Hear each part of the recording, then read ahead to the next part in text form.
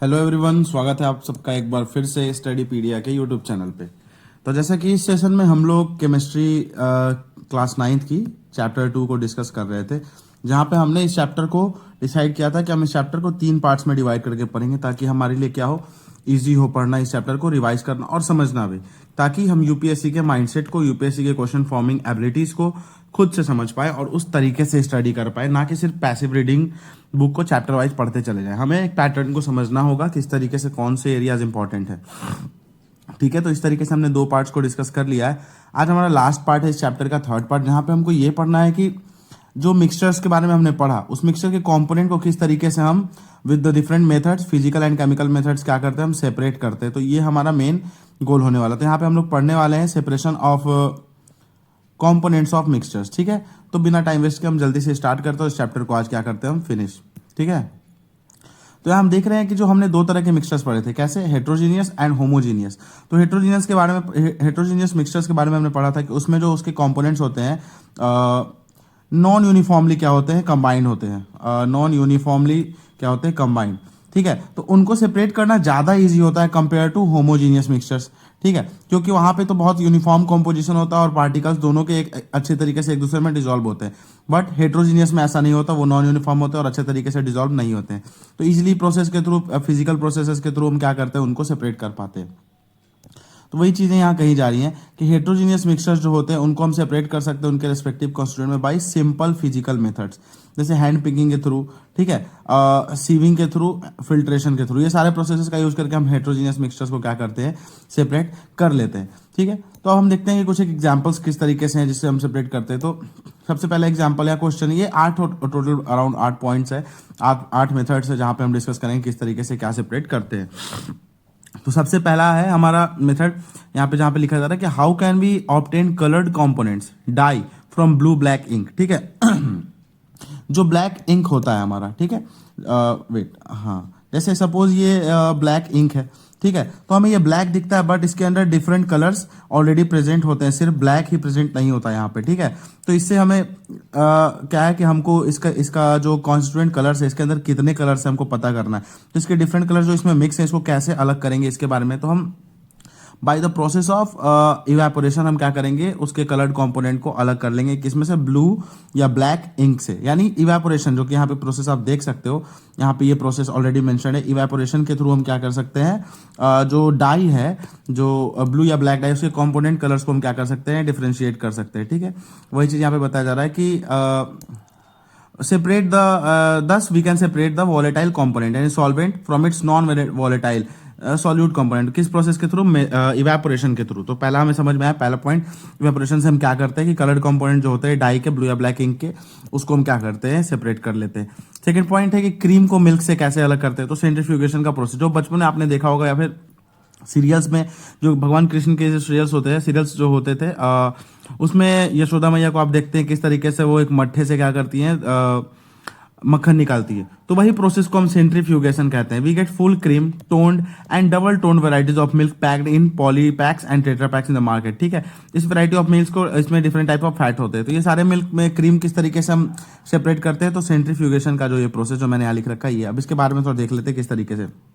तो बताया जा रहा है कि sometimes the solid particles in a liquid are very small. जो सॉलिड पार्टिकल्स होते हैं लिक्विड के। हाँ, एक और क्वेश्चन, आप ये बताओ कि जो मिल्क है ये क्या है, सॉल्यूशन है, सस्पेंशन है या फिर कोलोइड है। इसके बारे में आप बताओ, ये सॉल्यूशन है, सस्पेंशन है या फिर कोलोइड है। क्योंकि हमने इसको पीछे डिस्कस कर लिया आपने पार्ट 2 में, तो आपको ये चीज आप कमेंट में बताओ कि ये है क्या।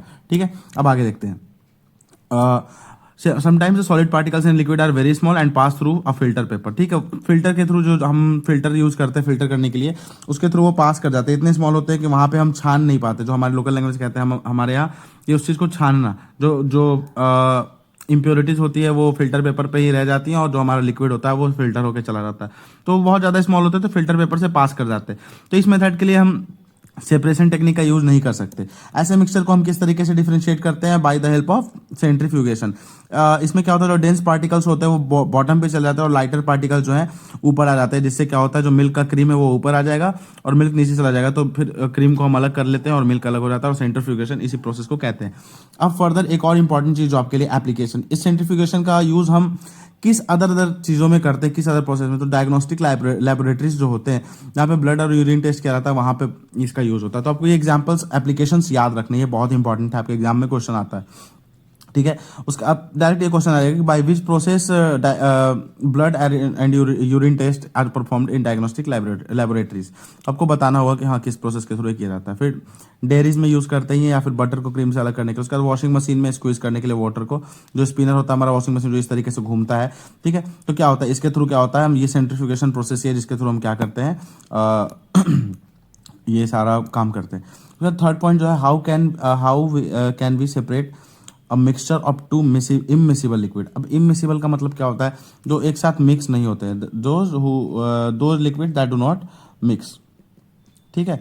ऐसे लिक्विड को अलग करना है तो क्या करेंगे, जैसे एग्जांपल यहाँ पे आपको दिया केरोसिन, ऑयल और वाटर का, ठीक है। तो सेपरेटिंग फनल के थ्रू हम क्या करते हैं, इसको डिफरेंशिएट करते हैं। फर्दर एक और एग्जांपल यहाँ पे बेंजीन और वाटर को हम किस प्रोसेस के थ्रू डिफरेंशिएट करते हैं, तो उसमें भी कौन सा प्रोसेस होता है हमारा, डेंसिटी वेरिएशन यानी सिंपल डिस्टिलेशन, ठीक है। सॉरी ये वो दूसरा प्रोसेस है, मैं इसके बारे में आगे डिस्कस करूंगा, ठीक है। ये सेपरेटिंग फनल के थ्रू हम क्या करते हैं, इसको सेपरेट करते हैं। डेंसिटी के बेसिस पे हम दोनों को अलग कर लेते हैं। ऑयल की डेंसिटी कम होती है तो वो ऊपर ही फ्लोट करते रहता है, और वहीं पे जो वाटर होती है जब उसकी डेंसिटी ज़्यादा होती है तो वो नीचे रह जाता है, तो इसके थ्रू वो दोनों अलग हो जाते हैं। तो ये डेंसिटी वेरिएशन के थ्रू हम इसको सेपरेट करते हैं। इसका एप्लीकेशन कहाँ है, तो ऑयल एंड वाटर के मिक्सचर को अलग करने के लिए, ठीक है।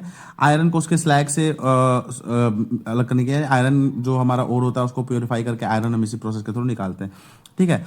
This principle the principle is that immiscible liquid separate out in layers depending on their densities, ठीक है। अपने डेंसिटीज के अकॉर्डिंग वो लेयर्स में सेटल डाउन हो जाते हैं, और जो पॉइंट हमको चाहिए, सपोज ये लेस डेंसिटी का है तो ये ऊपर है, ये चीज़ हमें चाहिए था तो हम इसको ले लेते हैं। इस तरीके से डेंसिटी के बेसिस पे इन सबको हम डिफ्रेंशिएट करके अपने अकॉर्डिंगली यूज कर पाते हैं, ठीक है। अब नेक्स्ट हमारा यहाँ पे क्या है, सॉल्ट को कैम्फर से, mixture of salt and camphor, तो इसको सब्लिमेशन के थ्रू, सब्लिमेशन हमने चैप्टर 1 में पढ़ा था कि क्या होता है, डायरेक्ट सॉलिड से गैसियस फॉर्म में कन्वर्जन को हम क्या कहते हैं, मैटर के सब्लिमेशन करते हैं। तो वो कोई भी सब्सटेंस जो डायरेक्ट सॉलिड से गैस में कन्वर्ट होता है उसको हम सब्लिमेशन के थ्रू सेपरेट कर सकते हैं। अब एग्जाम्पल क्या है, सोडियम क्लोराइड हो गया, नेफ्थलीन हो गया, एंथ्रासीन हो गया, ये सारे सब्लिमेशन के थ्रू सेपरेट होते हैं, यानी ये डायरेक्ट सॉलिड से गैस में कन्वर्ट होते हैं, लिक्विड में कन्वर्ट नहीं होते। वो चीज़ यहाँ बताया जा रहा है कि separation of camphor and salt by sublimation. यहाँ पे कैम्फर क्या होगा, डायरेक्ट गैस में कन्वर्ट होकर उड़ जाएगा ऊपर, और सॉल्ट हमारा बच जाएगा, और सॉल्ट और कैम्फर को हम अलग कर लेंगे, ठीक है। फिफ्थ पॉइंट हमारा है is the dye in black ink a single colour. अब यहाँ पे बताया जा रहा है कि जो डाई होता है ब्लैक इंक में क्या वो सिंगल कलर का होता है, तो अब बताया जा रहा है इसको हम क्रोमेटोग्राफी के प्रोसेस से डिफ्रेंशिएट करते हैं। जैसे कि हमें लगता है कि जैसे एक ब्लैक इंक है वो सिर्फ ब्लैक कलर से मिलकर बना है, तो अगर हमको ये पता करना है कि उसमें कोई और भी कलर्स मिले हैं कि नहीं, तो उसके लिए हम कौन से प्रोसेस को यूज करते हैं, तो हमारे लिए ये क्रोमेटोग्राफी का प्रोसेस यूज होता है, ठीक है। बताया जा रहा है कि separation of dyes in black ink using chromatography. आपको ये याद रखना है कि ब्लैक इंक जो होता है उसके डाइज को, उसके कलर, उसमें जो कंपोनेंट कलर्स उसको अलग करने के लिए कौन सा प्रोसेस यूज करते हैं, तो हमारा यहाँ पे क्रोमेटोग्राफी यूज होता है। अब यहाँ पे थोड़ा इसके बारे में पढ़ लेते हैं। The ink that we use has water as solvent and the dye is soluble in it. जो इंक हम यूज करते हैं उसमें क्या होता है, वाटर होता है, उसमें हम डिफरेंट कलर्स क्या करते हैं, मिक्स करते हैं, और उसका हम डाई बनाते हैं, तब जाके वो क्या होता है, इंक बनता है, ठीक है। Dye is a mixture of 2 or more colours. Die क्या है, मिक्सचर 2 और मोर कलर्स का। The coloured component that is more soluble in water rises faster, ठीक है। आपको ये याद रखना है कि सपोज ये बीकर है, इसमें कलर्ड ये डाई है, ठीक है। तो यहाँ बताया जा रहा है कि the coloured component that is more soluble in water, जो वाटर में ज्यादा सॉल्युबल है वो फास्टर लेवल पे ऊपर आ जाता है, ऊपर वाले लेयर्स पे आ जाता है जो ज्यादा सॉल्युबल है। And in this way colour gets separated, ठीक है। इस तरीके से क्या होता है, अब सारे कलर्स की सॉल्युबिलिटी तो सेम होगी नहीं, कुछ कलर इजिली सॉल्युबल होंगे वाटर में, कुछ कलर थोड़ा जल्दी सॉल्युबल नहीं होंगे। तो जो लेस सॉल्युबल है वो क्या होंगे, नीचे सेटल डाउन हो जाते हैं, और जो सॉल्युबल होते हैं वो ऊपर आ। सपोज ये ब्लू कलर कम सॉल्युबल है, ठीक है, तो ये ब्लू क्या होगा, नीचे आकर सेटल डाउन हो जाएगा, और ये जो रेड कलर है हमारा ये ऊपर ही रहेगा। यानी इस तरीके से सपोज रेड कलर हमको अलग करना है तो हमने रेड को अलग कर लिया, और ये हमारा जो ये जो हमारा ब्लू कलर था इसको हमने अलग कर लिया यहाँ से। तो इस तरीके से by the process of separation हमने इन कलर्स को क्या कर लिया, अलग कर लिया।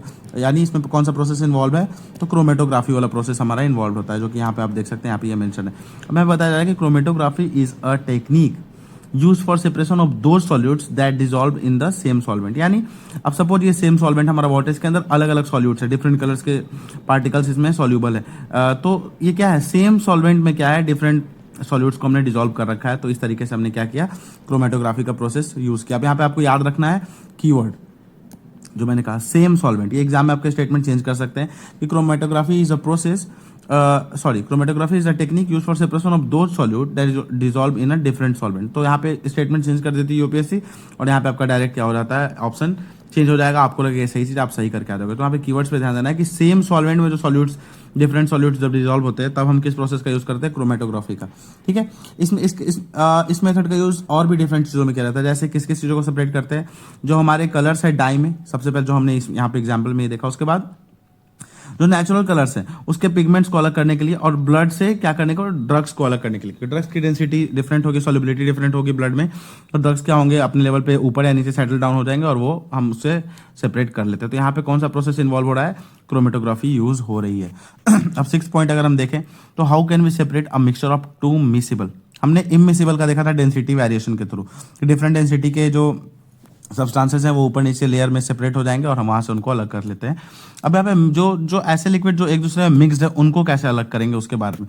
तो सबसे पहला हमारा एग्जांपल है कि किस चीज़ के सेपरेशन में यूज होता है, एसीटोन और वाटर को सेपरेट करने के लिए हम किस चीज़ का यूज कर सकते हैं, डिस्टिलेशन का, जो कि यहाँ पे हमने देखा है mixture of acetone and water. ठीक है, तो डिस्टिलेशन का यूज किस चीज में किया जाता है, आपको ये स्टेटमेंट याद रखना है कि सेपरेशन ऑफ टू मिसिबल, यानी जो मिक्स हो सकते हैं अपने आप में, वैसे लिक्विड के सेपरेशन में हम क्या यूज करते हैं, डिस्टिलेशन का यूज करते हैं, और इमिसिबल में हम सेपरेटिंग फनल का यूज कर सकते हैं। ठीक है, अब इसको थोड़ा डिटेल में देखते हैं। यहाँ पे ये इंपॉर्टेंट है कि this method is called distillation. इस मेथड को क्या कहते हैं हम, डिस्टिलेशन, जिसका यूज हम कब करते हैं, it is used for the separation of components of a mixture containing two miscible liquids that boil without decomposition, जो without decomposition boil होते हैं and have sufficient difference in their boiling point। अब यहाँ क्या कहना चाह रहा है कि डिस्टिलेशन का प्रोसेस वहां पे यूज होता है जहां पे दो सॉल्यूबल एक दूसरे के साथ जो मिसिबल लिक्विड है उनको हम क्या करना चाहते हैं, सेपरेट करना चाहते हैं। पर यहाँ पे दो कंडीशंस दे दिए, जो कि क्या है, जो बॉयल होते हैं विदाउट डिकम्पोजिशन। यहाँ पे आपको ये विदाउट का ध्यान रखना है कि जो विदाउट कंपोजिशन जो बॉयल होंगे वो, और सेकेंड क्या होगा हमारा कि उनके जो दो सब्सटेंसेस हैं इनके बॉइलिंग पॉइंट में क्या होना चाहिए, डिफरेंस होना चाहिए। ये BP1 हो गया, ये हमारा BP यहाँ पे 2 हो गया, तो इनके बॉइलिंग पॉइंट क्या होना चाहिए, डिफरेंट होने चाहिए। ऐसा नहीं कि ये दोनों का बॉइलिंग पॉइंट सेम होगा तो काम चल जाएगा, नहीं, इनका बॉइलिंग पॉइंट हमें क्या चाहिए, डिफरेंट चाहिए, तब जाके क्या होगा, हम इनको डिस्टिलेशन के थ्रू क्या कर सकते हैं, अलग कर सकते हैं। अगर सेम बॉइलिंग पॉइंट होगा तो वो अलग नहीं हो पाएंगे। तो आपको ये ध्यान रखना है डिस्टिलेशन के बारे में। Further, to separate a mixture of two or more miscible liquids for which the difference in boiling point is less than 25 K। अब क्या है, अब यहाँ पे कंडीशन लगा दिया है कि जो डिफरेंस है ये क्या होना चाहिए 25 केल्विन से क्या होनी चाहिए, कम होनी चाहिए। अगर ये 25 केल्विन से कम होनी चाहिए, नहीं सॉरी, एक पहला हमने कंडीशन देखा डिस्टिलेशन के लिए कि दोनों के बॉइलिंग पॉइंट में क्या होना चाहिए, दो मिक्सचर्स में क्या है, कंपोनेंट्स हैं। ठीक है, अब इनका दोनों का बॉइलिंग पॉइंट डिफरेंट होना चाहिए, तभी हम क्या कर सकते हैं, डिस्टिलेशन कर सकते हैं। फर्दर एक और कंडीशन लाते हैं जिसमें हम यहाँ पे हम पढ़ेंगे फ्रैक्शनल डिस्टिलेशन के बारे में, कि जब ऐसे दो सब्सटेंसेस जिनके बॉइलिंग पॉइंट का डिफरेंस 25 केल्विन से कम है, तब ऐसे में क्या होता है, फ्रैक्शनल डिस्टिलेशन प्रोसेस का यूज करते हैं। यानी दो सब्सटेंस सपोज जिनके में 25 केल्विन से ज्यादा का बॉइलिंग पॉइंट का डिफरेंस है, उनमें नॉर्मल डिस्टिलेशन के थ्रू हम क्या करते हैं, उनको सेपरेट कर लेते हैं। बट जिनका बॉइलिंग पॉइंट, सपोज ये बॉइलिंग पॉइंट क्या है, ज्यादा है 25 केल्विन से, पर ऐसे सब्सटेंस जिसका बॉइलिंग पॉइंट कम है किसी से 25 केल्विन से, तो यहाँ पे डिस्टिलेशन यूज नहीं होगा, यहाँ पे फ्रैक्शनल डिस्टिलेशन का प्रोसेस का हम यूज करते हैं, यानी FD। यहाँ पे नॉर्मल डिस्टिलेशन हम यूज कर लेते हैं। ठीक है, तो आपको ये समझ में आ गया कि फ्रैक्शनल डिस्टिलेशन में क्या अंतर है और डिस्टिलेशन में क्या अंतर है। कि जब 25 केल्विन से कम का डिफरेंस होगा बॉइलिंग पॉइंट का, तब कौन सा सेपरेटिंग प्रोसेस यूज करते हैं हम लोग, फ्रैक्शनल डिस्टिलेशन का। एग्जांपल देख सकते हैं कि जो डिफरेंट गैसेस है एयर में, उनके बीच में ज्यादा का डिफरेंस नहीं होता बॉइलिंग पॉइंट का। ठीक है, इसी वजह से क्या होता है, हम यहाँ पे फ्रैक्शनल डिस्टिलेशन का यूज करते हैं। यहाँ पे आप एक टेबल देख सकते हो, यहाँ पे आपको अंतर पता लग जाएगा कि किस तरीके से क्या है बॉइलिंग पॉइंट का डिफरेंस है। तो आप देख लो, ऑक्सीजन, आर्गन और नाइट्रोजन, इन दोनों में बहुत कम बॉइलिंग पॉइंट का डिफरेंस है। तो यहाँ पे ना हम नॉर्मल डिस्टिलेशन प्रोसेस नहीं यूज कर सकते, क्योंकि इन सारे के बॉइलिंग पॉइंट का डिफरेंस क्या है, 25 केल्विन से क्या है, कम है। तो यहाँ पे हमको कौन सा प्रोसेस यूज करना पड़ेगा, ये वाला फ्रैक्शनल डिस्टिलेशन का प्रोसेस हमें यहाँ पे यूज करना पड़ेगा। ठीक है, पेट्रोलियम प्रोडक्ट्स को अलग करने के लिए भी हम फ्रैक्शनल डिस्टिलेशन का यूज करते हैं। ठीक है, यहाँ पे कुछ एक डिफरेंस दिया है, बहुत ज्यादा इंपॉर्टेंट तो नहीं, यहाँ पर आप देख सकते हो, स्टेटमेंट एक बार हम पढ़ लेते हैं। तो apparatus is similar to that of simple distillation। जो फ्रैक्शनल डिस्टिलेशन और सिंपल डिस्टिलेशन होता है, ऑलमोस्ट उनका apparatus क्या होता है, सेम होता है। बस एक चीज में डिफरेंस होता है कि फ्रैक्शनेटिंग कॉलम फिट कर देते हैं हम किसमें, डिस्टिलेशन फ्लास्क और कंडेंसर के बीच में। यही चीज हम एक्स्ट्रा करते हैं किसमें, फ्रैक्शनल डिस्टिलेशन में। ठीक है, तो ये चीज आपको याद रखना है। A simple fractionating column is a tube packed with glass beads. ठीक है, ये चीज आपको ध्यान रखना है कि ग्लास बीड्स के साथ ट्यूब पैक्ड होता है, जिसको हम क्या करते हैं, सिंपल कॉलम फ्रैक्शनेटिंग कॉलम उसका यूज करते हैं। फ्रैक्शनेटिंग कॉलम हम उसी का बनाते हैं। तो यहाँ पे हमें समझ में आ गया कि फ्रैक्शनल डिस्टिलेशन कब यूज करते हैं, जब 25 केल्विन से जब 25 केल्विन से जब हमारा कम होता है बॉइलिंग पॉइंट तब। ठीक है, तो ये चीज हमने देख लिया। फर्दर यहाँ पे एक क्वेश्चन है जो हम एक मिनट हाँ, इसको आगे देख लेते पहले। अब 7th पॉइंट हमारा है कि how can we obtain different gases from air. ठीक है, जो कि हमने यहाँ पे अभी टेबल देखा था, तो वहां पे भी उनके बीच का बॉइलिंग पॉइंट ज़्यादा डिफरेंस होता नहीं है, 25 डिग्री से कम का डिफरेंस होता है, जिसकी वजह से हम क्या करते हैं, फ्रैक्शनल डिस्टिलेशन का ही यूज करते हैं उन कंपोनेंट्स को सेपरेट करने के लिए। अगर हमें if we want oxygen from air we have to separate all other gases present in the air, यानी ऑक्सीजन चाहिए तो बाकी जो गैसेस है उनको अलग कर देंगे तो ऑक्सीजन मिल जाएगा। The air is compressed by increasing the pressure जो हमने पहले चैप्टर में पढ़ा था कि अगर किसी गैस को लिक्विफाई करना है तो हम क्या करते हैं, प्रेशर बढ़ाते हैं, टेम्परेचर कम करते हैं। वही चीज़ यहाँ लिखी गई, आप पढ़ लेना। यहाँ पे यहाँ 2 क्वेश्चन है, हम इस चीज़ को देख लेते हैं, ये हमारे लिए इंपॉर्टेंट है। अरेंज द कह रहा है कि arrange the gases present in air in increasing order of their boiling point. Boiling point के इंक्रीजिंग ऑर्डर में गैसेस को अरेंज करना जो एयर में। अभी यहाँ पे आप देख सकते हैं कि सबसे ज़्यादा बॉइलिंग पॉइंट किसका है, नाइट्रोजन, उसके बाद आर्गन एंड ऑक्सीजन। तो इस तरीके से आपको अरेंज कर देना है कि नाइट्रोजन आर्गन एंड ऑक्सीजन, इस तरीके से। उसके बाद which gas forms the liquid first as the air is cooled. जो एयर कूल हो गया तो लिक्विड कौन सा गैस पहले फॉर्म करेगा, तो नाइट्रोजन, क्योंकि उसका बॉइलिंग पॉइंट कम है। ठीक है, तो वो जल्दी वेपराइज हो जाएगा।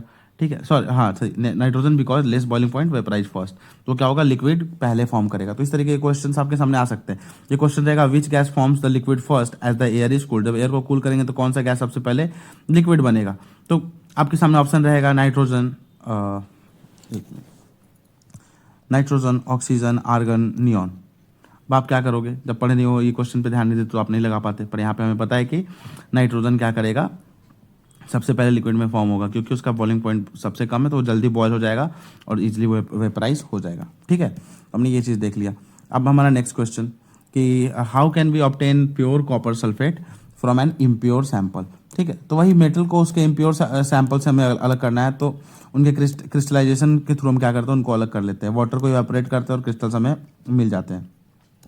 सॉलिड्स को प्योरीफाई करने के लिए क्रिस्टलाइजेशन प्रोसेस का यूज होता है। जैसे the salt we get from sea water, हम क्या करते हैं, इम्प्योरिटीज को क्रिस्टलाइजेशन के थ्रू क्या करते हैं, दूर कर देते हैं, और क्रिस्टलाइजेशन इस प्रोसेस में हम यूज करते हैं। Crystallisation is a process that separates a pure solid in the form of its crystal from a solution.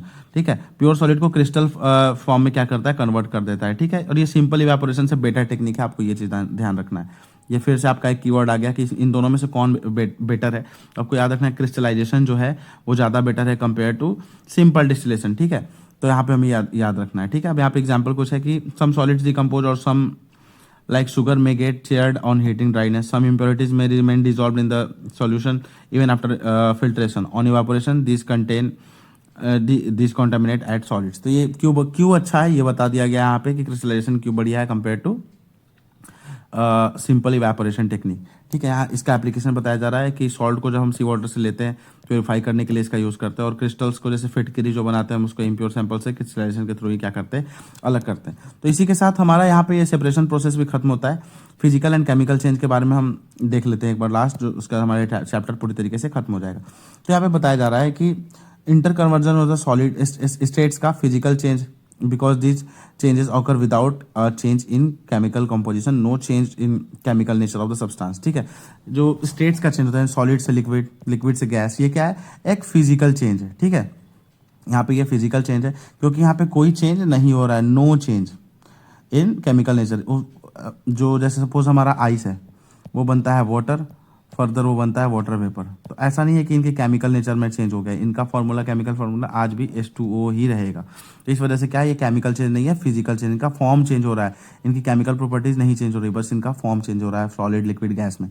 ठीक है, ये हमने समझ लिया, जो कि मैंने यहाँ पे एग्जाम्पल आपको पहले ही बता दिया, एग्जाम्पल यहाँ पे दिया गया। तो केमिकल चेंज क्या है, जिनका केमिकल कंपोजिशन चेंज होगा। तो बर्निंग क्या है? केमिकल चेंज है, ठीक है। ड्यूरिंग बर्निंग अ कैंडल, ये याद रखना है कि जब कैंडल को हम बर्न करते हैं तो दोनों फिजिकल और केमिकल चेंज दोनों टेक प्लेस करता है। अब आपका एक होमवर्क रहेगा कि यहाँ पे बहुत सारे ऑप्शंस, ये क्वेश्चंस दिए हैं कि इसमें से कौन सा केमिकल चेंज है, कौन सा फिजिकल। जैसे cutting of trees physical change, butter का मेल्ट करना पैन में फिजिकल चेंज, ठीक है। रस्टिंग जो होता है वो क्या है? केमिकल चेंज है। Boiling of water physical change है, क्योंकि वहाँ पे स्टेट का चेंज हो रहा है, ठीक है। फर्दर अगर आप देखोगे तो इलेक्ट्रिक करंट जो पास करते हैं, इलेक्ट्रॉन्स का मूवमेंट होता है, केमिकल चेंज हो गया। जो कॉमन सॉल्ट डिजॉल्व करते हैं वाटर में, फिजिकल चेंज। फ्रूट सलाद बनाते हैं, फिजिकल। और burning of paper and would, chemical change. तो इस तरीके से क्या करना है आपको, फिजिकल एंड केमिकल चेंज का एक लिस्ट बना लेना है। या फिर फर्दर मैंने PYQs की हेल्प से क्या किया, यहाँ पे कुछ विद हेल्प ऑफ PYQs मैंने कुछ PYQ chemical changes, physical changes के एग्जांपल्स लिख लिए, जो कि आप अपने नोट्स में या अपने बुक में इसको मेंशन कर सकते हो और याद कर सकते हो। मैग्नेटाइजेशन ऑफ आयरन क्या है? फिजिकल चेंज है। हेयर का ग्रे होना केमिकल चेंज है। पोटेशियम क्रूसिबल का हीट होना, ये याद रखना है कि heating of potassium chlorate chemical change है, और पोटेशियम क्रूसिबल का हीट होना फिजिकल चेंज है। ब्लड क्लॉट होना केमिकल चेंज है। Frying of an egg chemical change है। और flowering of plant chemical change है। तो यहाँ पे हमने इस चैप्टर को पूरी तरीके से डिस्कस कर लिया। फर्स्ट लेक्चर में हमने ये सब देखा था। फर्दर हमने सेकंड पार्ट में सॉल्यूशन सस्पेंशन कोलॉइड के बारे में पढ़ा, और लास्ट पार्ट में इनके सेपरेटिंग मेथड्स को पढ़ लिया। इसी के साथ ये चैप्टर 2 हमारा खत्म होता है। जल्दी हम चैप्टर 3 केमिस्ट्री के 9th क्लास के बुक के साथ आएंगे, और हम ASAP as soon as possible हम क्या करेंगे, साइंस को पूरी तरीके से निपटाएंगे। क्योंकि आपके यूपीएससी का अपकमिंग एग्जाम है CAPF, इसमें साइंस का एक बहुत बड़ा पोर्शन रहता है। यहाँ पे 25 से 30 क्वेश्चन आपके साइंस से आते हैं। तो आपका सबसे जरूरी है कि यूपीएससी के एग्जाम के पर्सपेक्टिव से आप जनरल साइंस को प्रिपेयर कर लो, और मोस्टली अगर ये 25 से 30 यानी 50 से 60 मार्क्स आप सिक्योर कर सकते हो, ठीक है। तो आपको इस पर ध्यान देना है, इस चैप्टर को अच्छे से आप पढ़ें और PYQs अटेम्प्ट करें, ठीक है। तो इसी के साथ I would like to wrap up this session, और चैप्टर कंप्लीट हो गया। आप पढ़ते रहें। टिल देन, जय हिंद।